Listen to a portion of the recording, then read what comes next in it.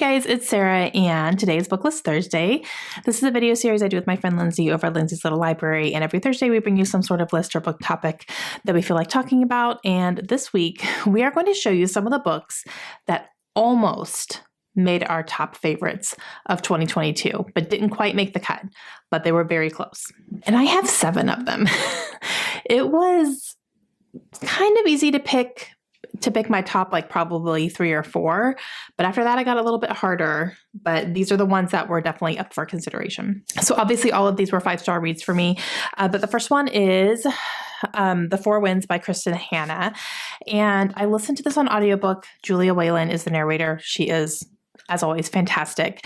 And this book was so heartbreaking. I listened to it really quickly, even though it is a very long book. I just got completely sucked into it. I did not want to stop listening to it. I was so invested in these characters and what was happening. And even though it was a slower moving book as far as action or whatever, there was still plenty to really sink your teeth into. And just that constant not knowing what is going to happen in the end it just kept me going. I just kept wanting more. I had to know what was going to be happening. But yeah, I loved it. Okay, my next one is a nonfiction, and that is The Red Bandana, and this is by Tom Rinaldi. This book is about Wells Crowder, who is a young man that was killed in the 9/11 terror attacks, and he was in one of the buildings when it collapsed. He is definitely labeled a hero, rightfully so. He was helping people out of the building. And when he would help people out of the building, he would run back up and get more people to get them out of the building. And he lost his life in that process. And this is a look at his life, interviews with his family, and him growing up and being in college and doing all the things. And he always wanted to work at the World Trade Center, and he, considered it a dream come true and loved his job and helped people. But he was known as the man in the red bandana.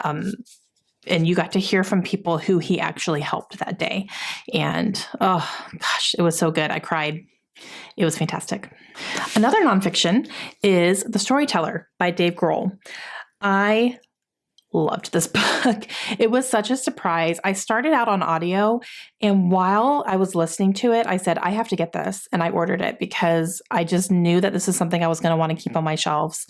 The audio is fantastic because he narrates it, and there is a little bit of music happening in it as well. So if you like audiobooks, this is definitely a high recommend for me.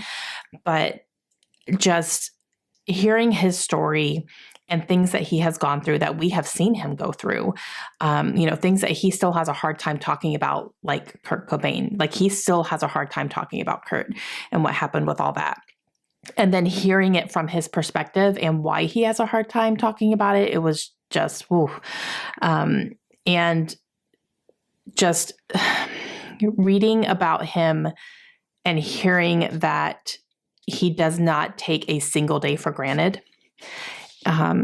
And he is completely aware of how extraordinary his life is and things that he gets to experience and people he gets to meet. He doesn't take any of it for granted, which is so humbling and, and enjoyable to read. So loved this book.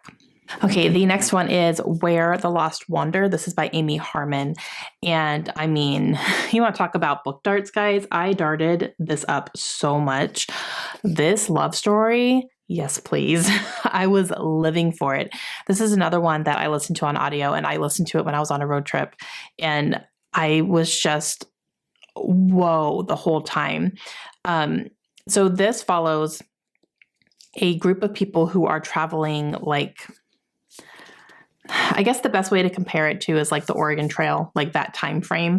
And that's how they were traveling, and they were coming across, dangerous situations and dangerous territories. And, they didn't know on any given day if they were going to be safe and if everybody was going to make it due to different types of things in the environment and the people and all that stuff. But this has a fantastic love story that I just completely fell for.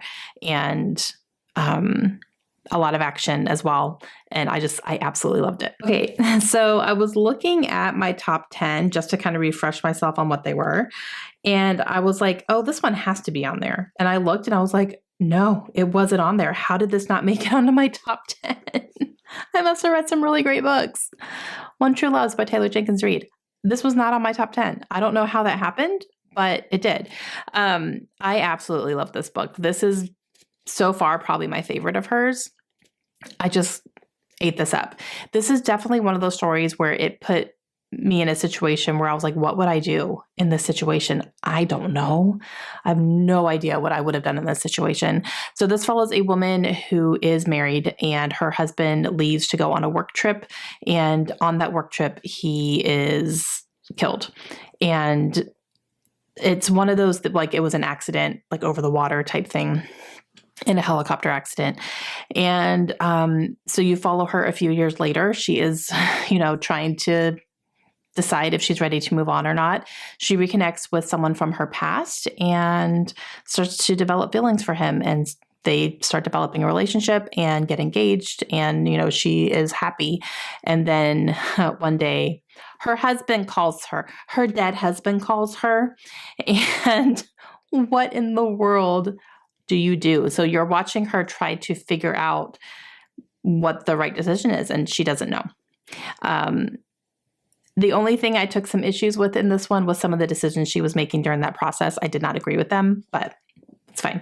I know what I wouldn't have done, but I absolutely love this book. It was great. And then another one that just about made my list is Book Lovers by Emily Henry. I love this woman's books. I really do. I want to dive into her backlist a little bit more. I know that some of her backlist is more YA and a little bit more sci-fi, if you will. So not necessarily, it's not adult romance. But I still want to look back into it and see if I can read some of her older stuff just to kind of get a little bit of a different take on her writing. But her adult romance, I am 100% all in on this train. I absolutely loved this book. And Emily Henry can write banter like no other. And I loved these characters. The only character I didn't like was the sister. She drove me nuts. And I felt like she was in the way. Go away. Like, you're in the way. That's not a popular opinion, but she drove me nuts. And I know she's supposed to be like a big part of the story. Yeah, whatever. No, you're in the way. Go away. But I loved these two. I absolutely loved them. I loved their love story. I loved how it went. And I thought it was fantastic. And last but certainly not least, because I loved it, is The Maidens by Alex Michaelides.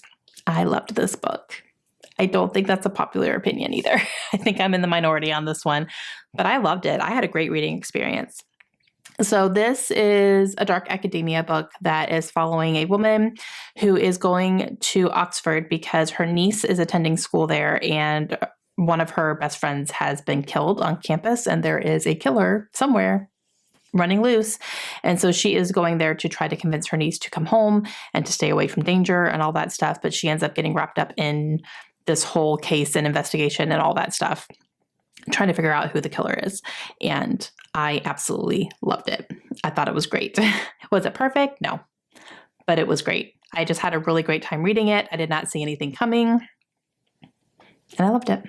Okay, guys, those are 7 books that I read in 2022 that did not make the cut for my absolute favorites of the year, but they were very close, very, very close. If I had done a top 20, those definitely would have been on it. And yeah, so let me know your thoughts down below. And what are some books that you absolutely loved but didn't quite make your favorites? I would love to know that. Make sure you go check out Lindsay's video today to see what book she's talking about as well. And we will see you guys again soon. Hope you have a great day. Bye.